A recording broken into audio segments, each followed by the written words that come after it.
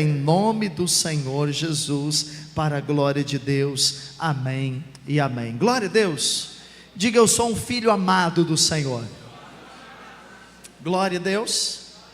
Isso é o que Deus, Ele não espera, mas assim que Deus te vê, como um filho e uma filha amado e abençoado pelo Senhor, amém?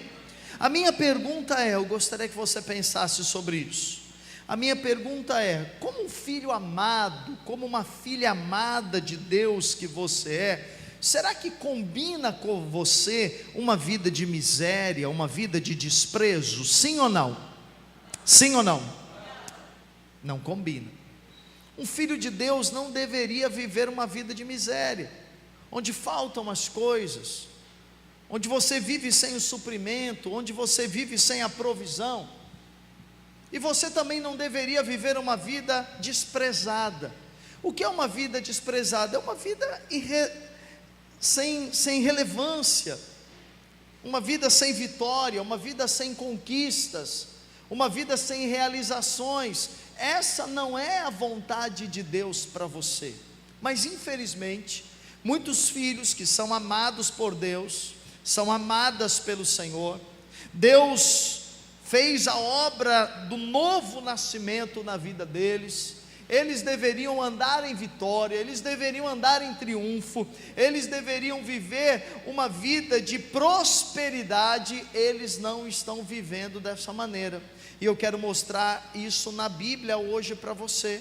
Por que será que você, um filho de Deus, uma filha de Deus, alguém que foi chamado para vencer, alguém que foi chamado para avançar, alguém que foi chamado para romper, por que será que você não está vivendo, desfrutando tudo aquilo que Deus tem para a sua vida? Em nome de Jesus, nós queremos mostrar isso na palavra de Deus, amém, queridos? Abra sua Bíblia comigo em Neemias, capítulo 1. Neemias capítulo 1, versículo número 1. Neemias capítulo 1, versículo número 1.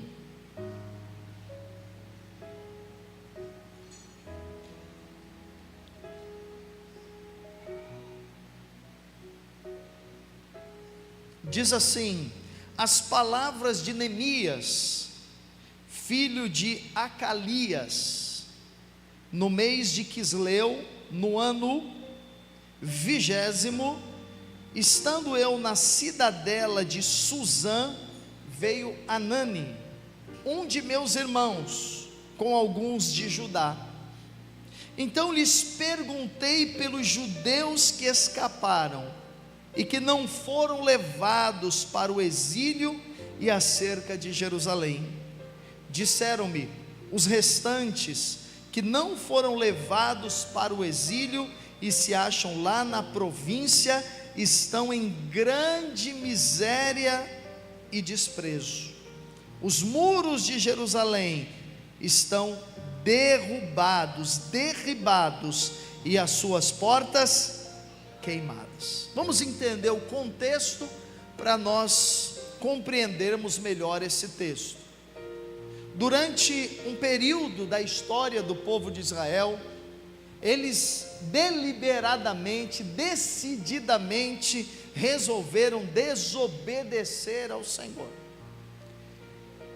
E não simplesmente eles abandonaram a Deus, mas eles começaram a se misturar. Então eles adoravam a Deus, mas eles adoravam outros deuses também. E começaram a pecar descaradamente. Diz a Bíblia, Deus levantou profetas para que pregasse e para que trouxesse ao povo uma palavra dizendo para que eles se arrependessem e para que mudassem a atitude do coração deles, se separassem daqueles povos que não serviam a Deus, não se misturassem com aquelas nações idólatras que se prostituíam. Os cultos dos povos eram cultos regados à prostituição e a muitas outras coisas, mas eles ouviam os profetas de Deus e eles ignoravam, eles rejeitavam a palavra de Deus. Então Deus disse, escute, que por causa do pecado deles, eles seriam levados cativos para uma terra estranha, para uma terra que não fosse a terra deles, e ali eles seriam cativos durante 70 anos. Foi então que um rei, na época o maior império que existia era o império da Babilônia, um rei chamado Nabucodonosor, ele entrou em Israel, e ele destruiu completamente as cidades, chegou em Jerusalém, destruiu Jerusalém. Lá em Jerusalém havia o templo, ele acabou completamente com o templo, queimou o templo e levou muitos cativos, exilados lá para a Babilônia. Aquelas pessoas se tornaram escravas na Babilônia e alguns permaneceram em Jerusalém. Nabucodonosor oprimiu essas pessoas, mas depois de quase 70 anos, Deus levantou ou permitiu que a Babilônia tivesse um novo rei, não mais o Nabucodonosor, mas um rei chamado Ciro. E Ciro, então, inspirado por Deus, ele não conhecia o Senhor, ele não era um homem temente a Deus, mas Deus ministrou ao coração dele de tal forma, de tal maneira, que ele permitiu que o povo voltasse do exílio babilônico para reconstruir Jerusalém. E a primeira coisa que eles fizeram, um homem chamado Esdras, a primeira coisa que eles fizeram foi edificar o templo, foi edificar a casa de Deus, liderados por um governador lá em Jerusalém, chamado Zorobabel. Então o templo que Salomão havia construído foi completamente destruído, e agora então este governador chamado Zorobabel, ele começa a reconstrução do templo, e isso acontece, Deus dá graça para eles. Alguns exilados retornam para reconstruir o templo, porque Ciro permite que isso aconteça. Eles trazem os utensílios do templo que haviam sido roubados, o ouro, as coisas sagradas, eles levam novamente lá para Jerusalém, e depois de um período de alguns meses, o templo é reconstruído. Mas nós estamos vendo aí, esse texto que nós lemos, o templo já havia reconstruído, mas a cidade ainda estava destruída, e especialmente a cidade não tinha muros. É importante você entender o que significava muros na cidade, porque se você não entender isso, você não entende o texto. As cidades antigamente, elas não tinham sistemas de segurança como nós temos hoje.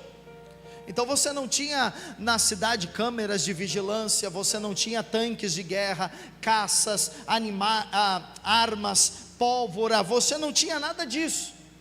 A única forma de as cidades se manterem seguras era construindo muros ao redor.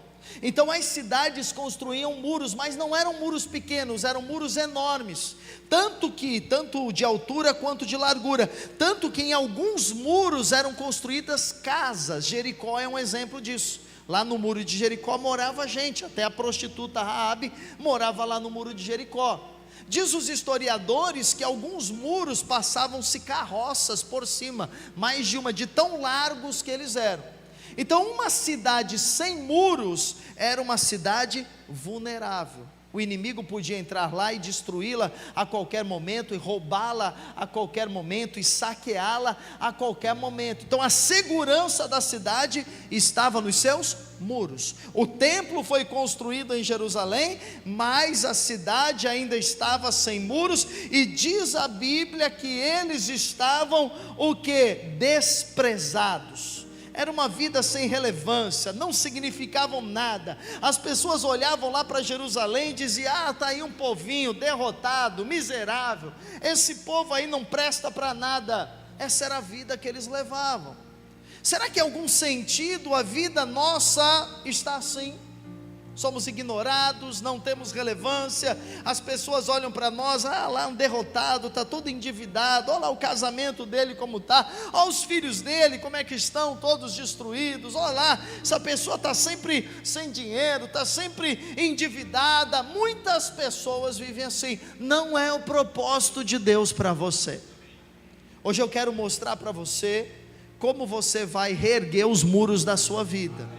Porque se você tiver muros reerguidos na sua vida, o inimigo não vai mais trazer derrota e trazer vergonha para a sua vida, em nome de Jesus. Você pode dizer amém?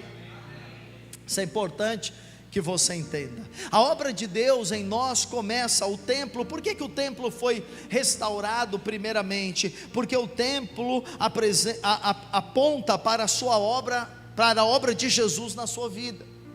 O templo aponta para a sua salvação. O templo aponta para a sua conexão com Deus. Então tudo que Deus vai fazer na sua vida, primeiramente, é necessário começar através do novo nascimento. O que é o novo nascimento, pastor? É aquela experiência que você tem com Jesus, em que você reconhece que é pecador, mas que Jesus na cruz perdoou os seus pecados, e que você depende de Jesus para chegar até Deus, porque Jesus é o caminho, a verdade e a vida. Ele não é um dos caminhos, Jesus é o caminho. Então o templo restaurado significa: a sua vida é de Deus, a sua vida é do Senhor, você é salvo em Jesus, você tem a eternidade garantida, o seu nome está escrito no livro da vida, ok, irmãos? Mas não adianta você ser salvo sem ter muros, porque há uma guerra, há um combate. Efésios 6 diz que nós não lutamos contra carne nem sangue, mas nós lutamos contra principados e potestades, nós lutamos contra demônios, nós lutamos contra malignidades, amém, irmãos? Então nós temos uma guerra, nós temos uma batalha. Se eu não tiver muro, o inimigo entra para me desprezar, entra para me humilhar, entra para me destruir. Então eu preciso aprender a edificar os muros. Muro fala de quê? Muro fala de proteção, amém? Muro fala de cuidado, muro fala de provisão. Então eu preciso edificar os muros na minha vida. Agora, como eu vou fazer isso? A gente precisa compreender. Então abra a sua Bíblia lá em 1 Coríntios capítulo 3, verso número 10. Então o muro é proteção, o muro é segurança, mas o muro também é separação.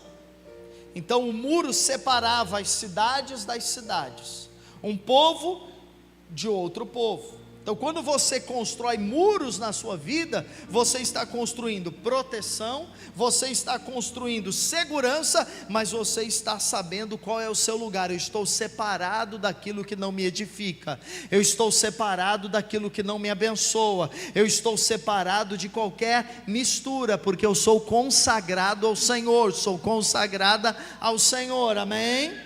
Então é necessário nós temos muros de proteção ao nosso redor. Porque há muitas pessoas em miséria, porque há muitas pessoas oprimidas, porque há muitas pessoas com a vida derrotada, porque não tem muro ao redor dela. Então uma cidade sem muro, o inimigo entra a toda hora e atinge a emoção, atinge o coração. Uma pessoa sem muros ao seu redor, ela é uma presa fácil. Então qualquer coisa a desanima, qualquer coisa rouba do seu propósito, qualquer coisa rouba do seu chamado, porque ela não tem muro, ela é muito vulnerável. Então depois que o Senhor edifica o templo, que é a sua relação com o Senhor, agora você precisa edificar a sua vida com muros ao redor. Quem faz a obra de salvação é Jesus, por meio do Espírito Santo. Então a minha parte na edificação do templo, que foi o que Esdras fez, a minha parte é crer em Deus, crer na obra da cruz, crer em Jesus, crer que os meus pecados já foram perdoados, crer que agora eu vivo a nova aliança, eu tenho um novo coração, eu sou filho de Deus, não há mais condenação sobre mim. Essa é a obra do Espírito Santo, amém? Mas a obra de reconstruir os muros é minha. Eu preciso levantar muros ao meu redor, eu preciso levantar muros ao redor da minha casa, eu preciso guardar em oração a minha família, eu preciso levantar muros ao redor do meu casamento, eu preciso levantar muros ao redor dos meus filhos, porque há uma guerra, você não enxerga, mas a guerra está aí, amém? Então Paulo vai dizer aqui sobre a construção dos muros. Veja, 1 Coríntios 3, versículo 10. Segundo a graça de Deus que me foi dada, lancei o fundamento como prudente construtor, e outro edifica sobre ele. Porém, cada um veja como edifica, porque ninguém pode lançar outro fundamento além do que foi posto, o qual é quem, irmãos? Jesus Cristo. Então o fundamento é Jesus Cristo, é o fundamento. Não há outro nome, não é o Paulo, não é o Pedro, não é o João, não é o santo, não é o padre, não é o pastor, não é a igreja. O único fundamento é Cristo. Então tudo que nós fazemos a partir de Cristo. A igreja só existe por causa de Cristo. Você só recebeu vida eterna por causa de Cristo. Nós só somos filhos de Deus por causa de Cristo. Quem crê em Jesus torna-se filho de Deus. Então não há outro fundamento. Não é a nossa boa obra, não é o nosso comportamento, não é a nossa justiça, não é a caridade que nós fazemos, nada disso, absolutamente nada disso. O único fundamento é Jesus. Você tem Jesus, amém? Acredito que você tem Jesus. Se ainda não tem, essa noite você pode tê-lo no seu coração, amém, queridos? Agora Paulo vai dizer que além do fundamento que é Cristo, nós precisamos edificar. E a ideia aqui é edificar uma casa, é edificar muros. Como eu vou edificar esses muros? Paulo vai dizer: contudo, veja, se o que alguém edifica sobre o fundamento é ouro, prata, pedras preciosas, madeira, feno, palha, manifesta se tornará a obra de cada um, pois o dia a demonstrará, porque está sendo revelada pelo fogo, e qual seja a obra de cada um, o próprio fogo o provará. Então diz que você pode construir muros com madeira, feno, palha, ouro, prata ou pedras preciosas. Qual a diferença desses materiais? Tem diferenças. Uma das diferenças, é a primeira que eu quero dizer, é a qualidade desses materiais. E diz a Bíblia que esses materiais eles vão ser provados com fogo. Então um muro construído de madeira, se vem fogo, o que acontece? Queima. Um muro construído de palha, se vem fogo, o que acontece? Queima. O que pode apontar o fogo? Duas coisas. A primeira delas são as tribulações, são as dificuldades, são as adversidades, são as pressões que nós enfrentamos na vida. Então se você edifica a sua vida até em Cristo, mas você levanta muros muito frágeis, quando a tribulação vem, quando a dificuldade vem, o seu muro cai, e você fica novamente vulnerável aos ataques do diabo. Então a qualidade dos muros é importante para que eu me mantenha firme, para que eu não recue, para que eu não retroceda, para que quando as lutas vierem, eu me mantenha de pé. Diga glória a Deus. Mas a Bíblia diz também aí que além do fogo ser as tribulações, o fogo também, irmãos, ele aponta para o julgamento de Cristo. Então se eu estou edificando a minha vida de qualquer maneira, andando de qualquer forma, vivendo uma vida misturada, eu sirvo a Deus, mas sirvo as coisas do mundo, eu temo a Deus, mas ao mesmo tempo eu perco o temor, eu vivo uma vida sem santidade, eu vivo uma vida sem consagração, eu vivo uma vida sem dedicação, então quando o fogo do julgamento do Senhor vier, vai ter um dano para a minha vida, amém? Isso não afeta a minha salvação, mas isso vai produzir algum tipo de dano. eu vou ser prejudicado na minha eternidade, porque eu estou construindo a minha vida sobre o fundamento que é Cristo, mas os muros são muros muito sensíveis. Como eu devo construir minha vida? Ouro, prata ou pedras preciosas. Isso tem um significado, e eu quero explicar para você o significado do ouro, da prata e das pedras preciosas. Amém, queridos? Importante você compreender isso, para que você tenha uma vida sólida, para que você tenha uma vida de perseverança, para que você tenha uma vida em que você não recua, não retrocede, mas permanece sempre avançando, porque esse é o propósito de Deus para você. Lá em Hebreus 10:36 diz que nós não somos dos que retrocedem, nós somos daqueles que avançam, nós somos daqueles que crescem, nós somos daqueles que seguem adiante. Você pode dizer amém? Então tem uma hora que o fogo ele vem testar o seu muro, tem uma hora que o fogo vem para testar você. Lá quando Neemias estava edificando o muro, houve muita oposição. Se você for ler o livro de Neemias, você vai entender o que eu estou dizendo. Houve muita oposição, houve muito ataque dos inimigos. E o que os inimigos diziam? Ele não vai conseguir construir esse muro, porque os inimigos que estavam ali, eles eram inimigos dos povos próximos a Jerusalém, e eles estavam sob o domínio da Babilônia. Então eles estavam ali a serviço da Babilônia, e eles temiam que houvesse uma insurreição, eles temiam que os judeus se rebelassem contra a Babilônia. Então a todo tempo eles mandavam mensagens, eles escreviam cartas falando mal do povo de Deus que estava envolvido na construção dos muros. E uma das ameaças que eles fizeram foi a seguinte: olha, vocês não vão conseguir construir, vocês não vão conseguir levantar muros ao redor de vocês, mas se vocês construírem, o muro de vocês, está escrito lá em Neemias, lá pelo capítulo 2 ou 3, o muro de vocês será um muro tão frágil que qualquer raposa derrubará. Então o inimigo, ele não quer que você tenha uma vida sólida, uma vida consistente, uma vida firme. O inimigo quer que você seja uma pessoa frágil diante dos ataques dele. Mas Deus está levantando um povo vencedor, Deus está levantando uma igreja de vencedores, e eu e você, nós somos esses crentes, nós somos vencedores, edificados sobre o fundamento que é Cristo, mas com muros fortes, com material sólido, um material forte, que não será extinguido em nenhum momento. Agora, além da qualidade dos materiais, porque o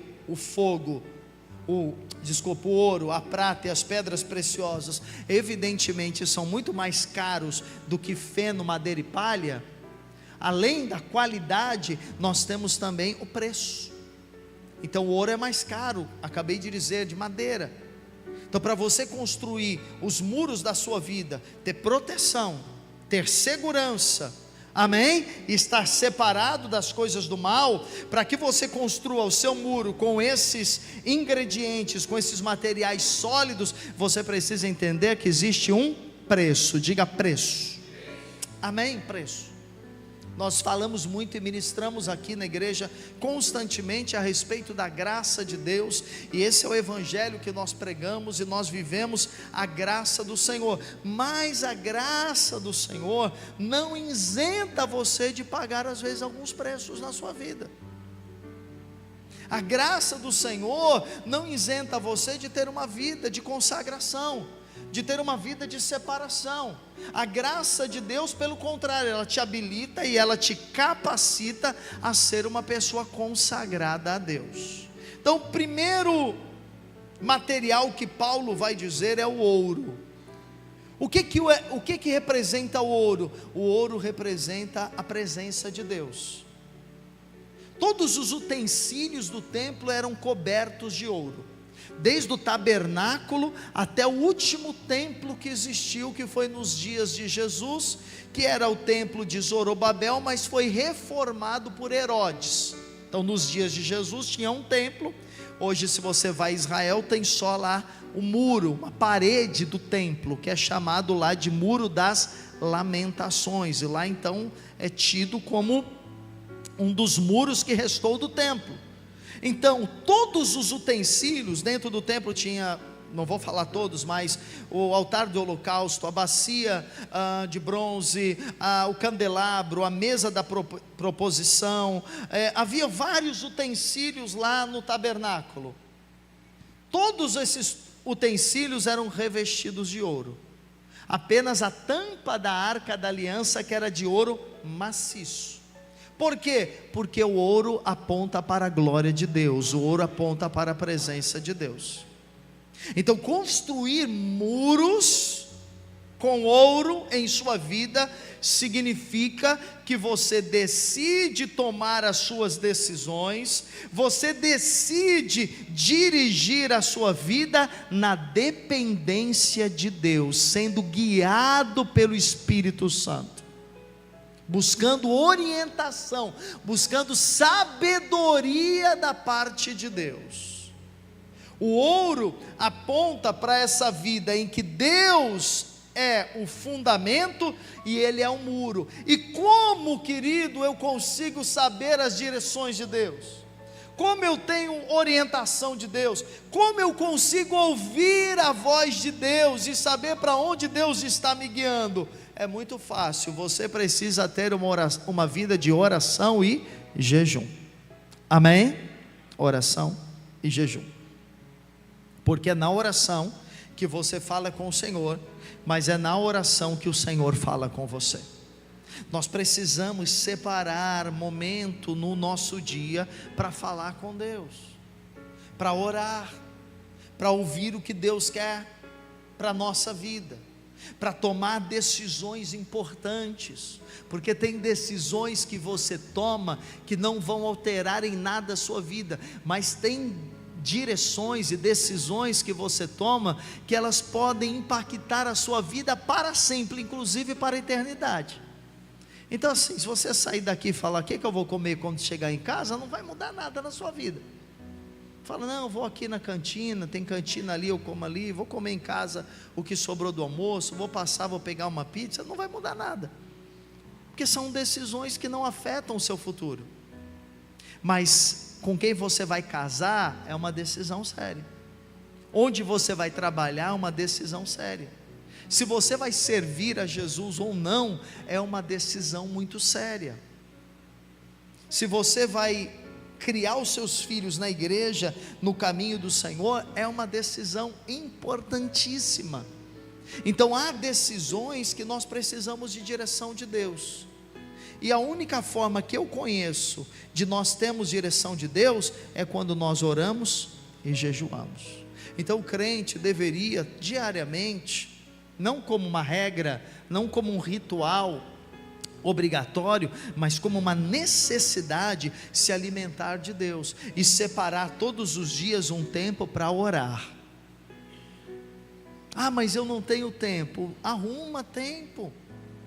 Acorda 10 minutos mais cedo, 15 minutos mais cedo, mas vai lá e ora, fala com Deus, pede para Ele dirigir o teu dia, pede para Ele abençoar o teu dia, pede para Ele prosperar o teu trabalho, pede para Ele te livrar de todo mal, pede para Deus sabedoria de como você manter esse casamento segundo a vontade de Deus, pede para Deus abençoar o teu ministério. Você tem um ministério, às vezes você é um líder, serve na casa de Deus, Deus abençoa. Você é um empreendedor, você é um prestador de serviço, você precisa da bênção de Deus. Você está lá numa empresa, às vezes todo mundo é promovido, você não, você precisa saber por quê, você precisa orar, buscar Deus, e muitas vezes você vai ser levado ao jejum. Ah, mas pastor, ficar sem fome, ficar sem comer, dá fome, é complicado. É um preço que você paga, não para fazer uma barganha, uma troca com Deus, mas é um preço que você paga por se consagrar, porque você quer edificar a sua casa com muros sólidos,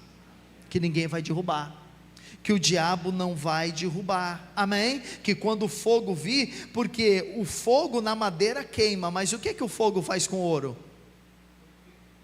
Depura, purifica.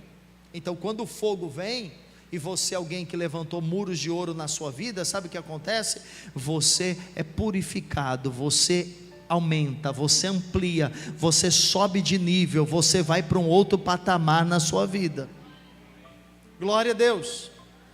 Quero mostrar para você a história de uma pessoa que tomou decisões sem ter direção de Deus. Rapidamente, abra aí em Ruth, capítulo 1. Eu só vou ler alguns versículos, depois se você quiser, leia todo o livro de Ruth, é um bom livro para você ler e entender o que eu estou falando. Então veja, há um padrão de qualidade para nós edificarmos a nossa vida. O primeiro é o ouro. Então o primeiro material é ouro, amém? Qualidade, algo valoroso. Ouro, presença de Deus. Como você edifica com ouro? Oração, consagração, uma vida de jejum. Veja aqui, ó, nos dias em que julgavam os juízes, houve fome na terra, e um homem de Belém de Judá. Então Belém de Judá era uma das cidades de Israel, e a palavra Belém significa casa do pão, foi de lá que veio Davi. Então Belém significa o quê? Casa do pão. Então esse homem, ele morava na casa do pão, mas lá na casa do pão, teve um tempo de fome, houve fome em Belém, e o que ele resolveu fazer? Vamos ver, ele saiu habitar na terra de Moabe, com sua mulher e seus 2 filhos. Os moabitas eram inimigos do povo de Israel. Então esse homem está na casa do pão, ele está na presença de Deus. Casa do pão é a igreja, casa do pão é a presença de Deus. Ele está na casa do pão, ele está recebendo de Deus. Tem fome, mas Deus vai provê-lo, porque Deus não desampara os seus. Davi disse: fui moço e agora sou velho, mas nunca vi nem o justo nem a sua descendência mendigar o pão. Então pode vir fome sobre a terra, escassez, crise econômica, eu e você estamos debaixo de uma promessa: o Senhor é o nosso pastor e nada vai nos faltar. A gente precisa crer nisso, amém? Crer nisso. Então o que ele devia fazer? 2 coisas: ou ele ficava lá e cria que Deus ia prover, ou ele orava para saber se era a direção de Deus sair daquele lugar. Mas ele não orou, e ao não orar, ele tomou uma decisão baseada no natural, tomou uma decisão baseada na sua mente, não foi uma decisão com um muro de ouro, foi uma decisão carnal, foi uma decisão natural. O que acontece então? Vamos ver, versículo 2: este homem se chamava Elimeleque e sua mulher Noemi. Os filhos se chamavam Malom e Quilion, efrateus, de Belém de Judá. Vieram à terra de Moabe e ficaram ali. Verso 3: morreu Elimeleque. Então ele saiu para fugir da crise, ele saiu para fugir da falta de pão, na esperança de que para onde ele fosse, ele ia ter prosperidade, ele ia ter provisão. Mas lá nessa terra aparentemente nova, o que acontece com ele? Ele morre. Por quê? Decisões sem direção de Deus, impulsionado pelas circunstâncias. É isso que muitas pessoas fazem, oram para casar, e quando casa, tem uma crise e fala: não, vou separar. Por quê? Toma uma decisão sem direção de Deus. Ora para Deus dar um negócio, que eu quero empreender, eu quero ter um negócio, eu quero que Deus me abençoe, quero que Deus me prospere. Aí Deus dá um negócio para ele, Deus abençoa. Aí depois de 3 meses, 4 meses, vem dificuldade, ele fala: não, vou largar, vou fechar. Ora, eu quero emprego, Deus me dá um emprego, preciso de um trabalho, abre uma porta para mim, Deus dá o trabalho, Deus abre a porta, a pessoa está ali trabalhando 3 meses, ela já, não, mas é muito trabalho, estou cansado. Não entende, não percebe que aquela foi uma porta que Deus abriu, e que deve permanecer ali, porque ali Deus vai honrar, ali Deus vai prosperar. Ora, jejua para Deus mudar, clama a Deus, pede direção, faz as coisas na direção de Deus. Esse é o padrão ouro. Sabe qual é o padrão ouro de uma vida? É você orar e ter direção de Deus. Aí continua o texto, versículo 4: os filhos do Elimeleque se casaram com mulheres moabitas. Era o nome de uma Orfa e o nome da outra Rute, e ficaram ali quase 10 anos, provavelmente eram muito jovens, se casavam muito cedo, eles deveriam ter aí em torno de 15, 16 anos, não muito mais do que isso, e eles chegam ali, casam com mulheres moabitas, que não eram da terra deles. Ok, verso número 5, morreram também, ambos, Malom e Quilion, ficando assim a mulher desamparada de seus 2 filhos e de seu marido. E o texto continua, tem uma história muito bonita entre Ruth e Noemi, que vale a pena você lê-la. Hoje nós não temos como falar sobre isso, mas eu li esse texto para lhe dizer o que? Tudo que você faz, você precisa fazer com direção de Deus. E como você faz com direção de Deus? Orando, jejuando, pedindo que Deus fale ao seu coração, pedindo direção de Deus para você. Esse é o padrão ouro. Apocalipse 3:15, Apocalipse 3:15, diz assim: conheço as tuas obras, que nem és frio nem quente, quem dera fosse frio, ou fosses frio ou quente, assim porque és morno e nem és quente nem frio, estou a ponto de vomitar-te de minha boca, pois dizes, estou rico e abastado, e não preciso de coisa alguma, e nem sabes que tu és infeliz, sim, miserável, pobre, cego e nu. Então aqui, o mensageiro, a carta de Jesus a uma das 7 igrejas lá da Ásia, o que o Senhor está dizendo? Olha, vocês não estão me buscando, porque estão achando que já sabem de tudo. Sabem de tudo, eu sei, eu sou dono da minha vida, eu faço como eu acho que devo fazer, eu decido como devo decidir. Aí o que Deus vai dizer? Aconselho-te que de mim compres ouro. Compres o quê? Ouro. Então a sua vida e a minha, o fundamento é Cristo, e isso nós não abrimos mão. Mas o muro não pode ser de madeira, o muro não pode ser de palha, o muro não pode ser de feno, o muro precisa ser de ouro, e ouro você precisa comprar, tem um preço, não é dinheiro.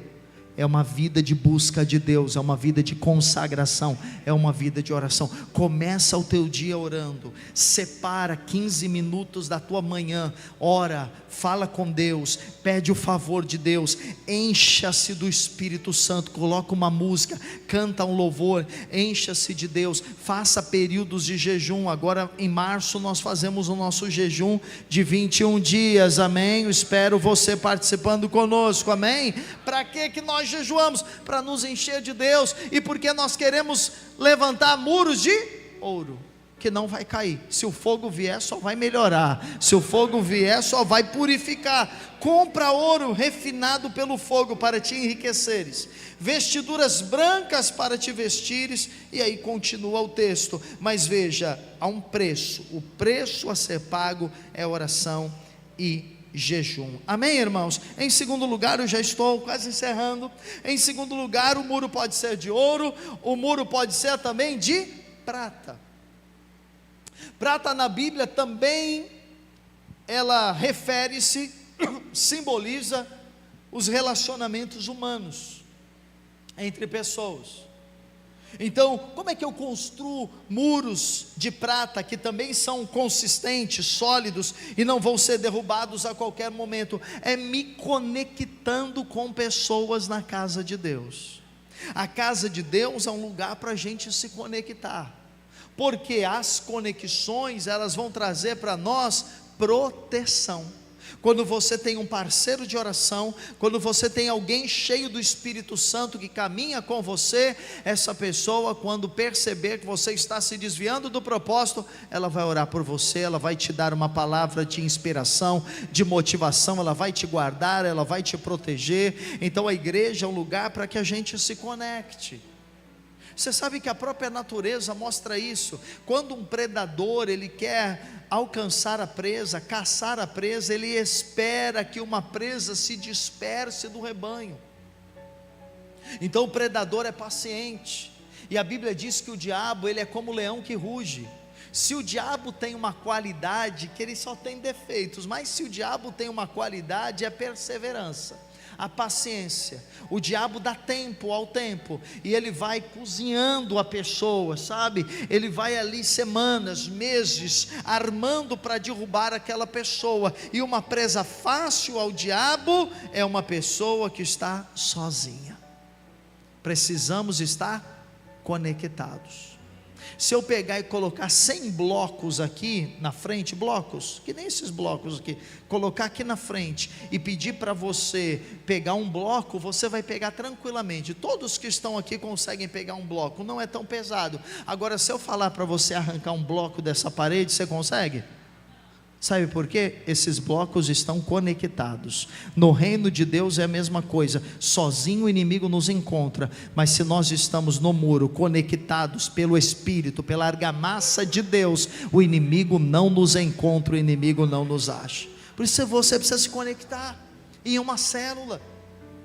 Nosso culto domingo você vem, vai numa célula durante a semana, se conecta com as pessoas que vão orar por você, que vão ministrar na sua vida, que vão te ajudar a lutar as tuas batalhas, a lutar as tuas dificuldades. Nós temos, irmãos, muitos desafios para nos conectar, porque sempre vamos dizer, é a falta de tempo, eu não tenho muita paciência com pessoas, eu não gosto de relacionamentos próximos. Essa era a sua velha vida, mas a sua vida nova em Cristo é uma vida diferente, é uma vida de família. A igreja é a família, a igreja é o corpo de Cristo, a igreja é a casa de Deus, e só há igreja quando nós nos conectamos uns aos outros.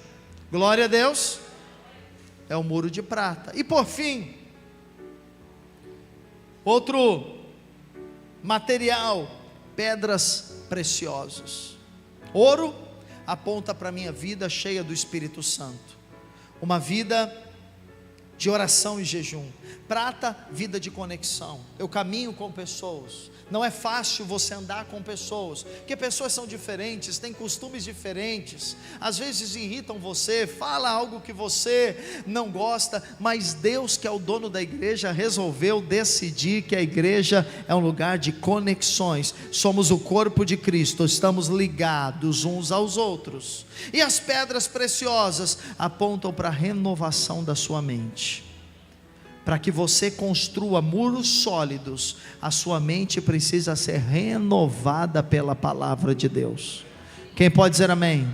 Então, quando você se expõe à palavra, quando você ouve a pregação, quando você lê a Bíblia, quando você medita na palavra, a sua mente começa a ser renovada, transformada. Romanos 12 diz, versículo 1, não vos conformeis com este século, mas transformai-vos pela renovação da vossa mente, para que experimenteis o que, meus irmãos?